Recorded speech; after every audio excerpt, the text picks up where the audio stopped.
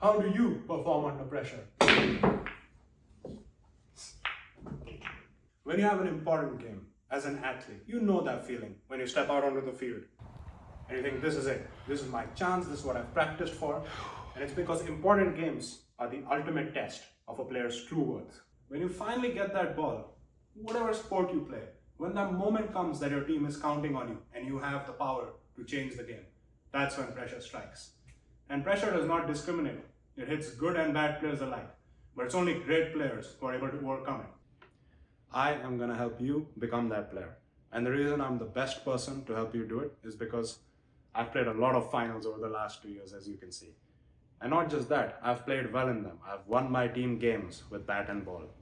But most importantly, and this brings me to point one, is that performing under pressure is a skill.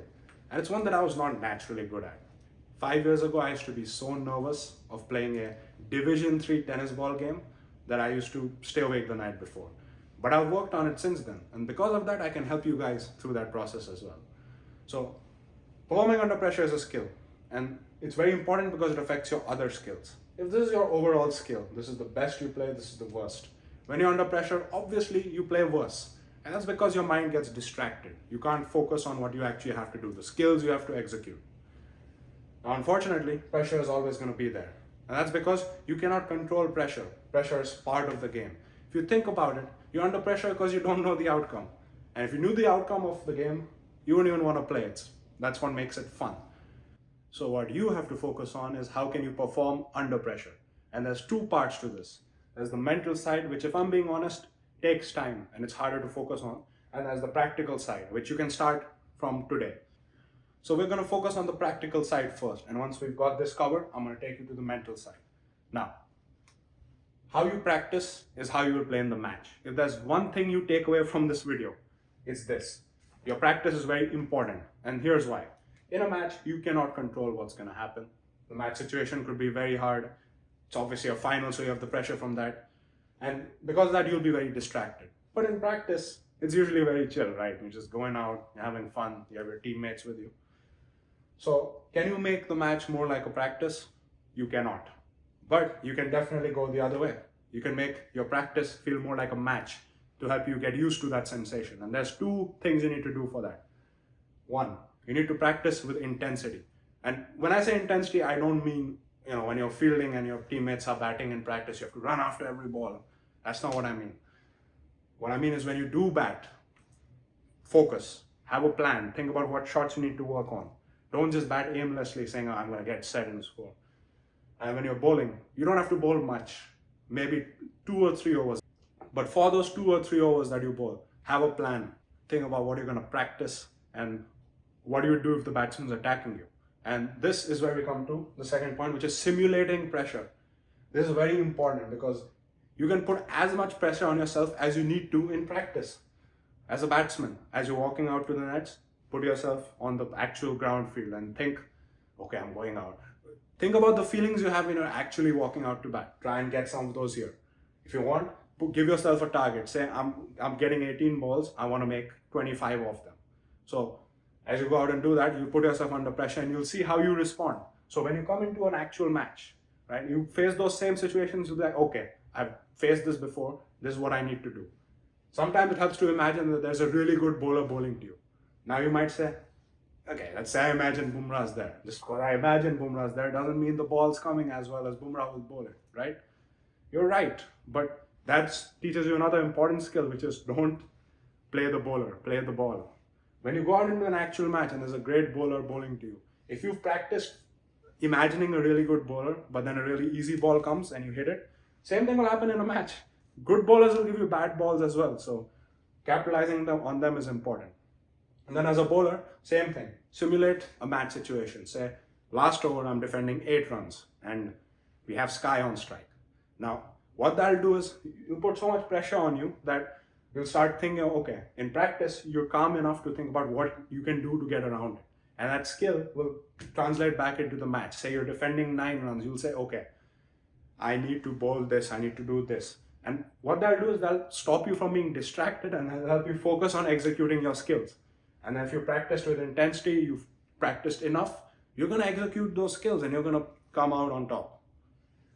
Now, Another important thing when it comes to executing your skills and getting rid of pressure is how comfortable you are. And that's where pre-match routines come in. Now, what do I mean by pre-match routine? So let's say you're batting number 4, right? And the first wicket falls and you have to go out next. So what you want to do is you want to ask the guy who's either gotten out or one of your tail enders and say, give me a couple feeds. And when you're playing those feeds, you need to figure out what shots make you feel confident. For me, it's the on drive. I feel like whenever I play the on drive, if I play a good on drive, that means I'm balanced. That means my feet are moving well and my head is moving well. That gives me so much confidence that when I go out to bat, first off, I get that ball, I'm hitting that easily. And then I'm confident enough to give myself time to play that out. And then as a bowler, it's even easier actually. You just need to bowl 1 over, full intensity before the match. And make sure your body is fully open. And then once you go out to actually bowl, your first 2-3 balls are not going to be looseners. They're going to be your normal deliveries. That's all you need. If you like what you're hearing, then please give me a like and a subscribe. I'll move on to the mental side of things. And it's a little more, it's simple, but it's harder to implement because you can't just change how you think. But I'm going to try my best. There's 3 F's and technically 2, but the first is your feelings. Pressure is a feeling. It does not exist in real life. You look at someone, you don't know how much pressure there is. And this one quote really helped me a lot. It was, it does not matter how you feel as a sportsman, you're going to perform the same. What that means is, it doesn't matter how I feel. If I bowl at 130, I'm going to bowl at 130 whether I feel happy or sad. Or if I'm a little bit tired, I'll still bowl at a decent pace, right? And if I'm a batsman and I'm very nervous, it does not make a difference. As long as I'm focusing on my practice, I'm letting my body take over, letting my muscle memory take over, I'm going to play the same. And that's very comforting to me because that means all that matters is how well I've practiced. So if you focus on your practice, the feelings part is taken care of because you can just switch your brain off and go into autopilot. Now the second part, the fear of failure. This is something I think that actually causes a lot of pressure for people. And it's thinking that, what if I get out? What if I get hit for a 6? It's that feeling. And the reason why this is really bad is because this is extra pressure you're putting on yourself that's outside of the match. Now look, a little bit of pressure is actually good. You don't want to be too free-spirited and let's say you're 8 down, you go for like a slog sweep. You don't want to do that. A little bit of pressure is good, but you don't want to put extra pressure on yourself thinking you're going to fail. First off, I'm going to give you this little exercise. I want you to remember some of the best players in cricket. Like Yuvraj Singh, 6 sixes. Carlos Brathwaite's 4 sixes in the final. And maybe a Malinga hat-trick. And pause. Here's the thing. When you think of those events, what do you remember? You remember Yuvraj Singh, his majestic power, right? You don't remember that, oh, Stuart Broad bowled so badly, he got hit for 6 sixes. No. Think the player played very well. Same with Carlos Brathwaite. You don't think Ben Stokes is like, oh, he gave away 4 sixes. No. In fact, if you think of Ben Stokes, you're probably thinking of some of his other innings, like 100 on the last day, 9th wicket in the Ashes, right? The point is, people remember good performances. If you fail, no one's going to remember it. They'll forget about it by the time the next match rolls around. And then second, if you do fail, it's not a crime. Cricket is a very unforgiving sport when it comes to failure, batting even more so. You get out first ball, you're done for the game. If you play one game a weekend, you're done for the weekend. So it's okay. That's what makes the game fun. If you knew you were going to make 40 runs every game, it'd be very boring, wouldn't it? So you need to get rid of your feelings and your fear of failure when you're on that field. These are things that'll help you and motivate you when you're practicing.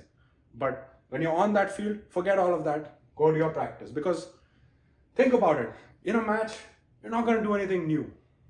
You're not suddenly going to have a back of the hand slower ball that you've never practiced before.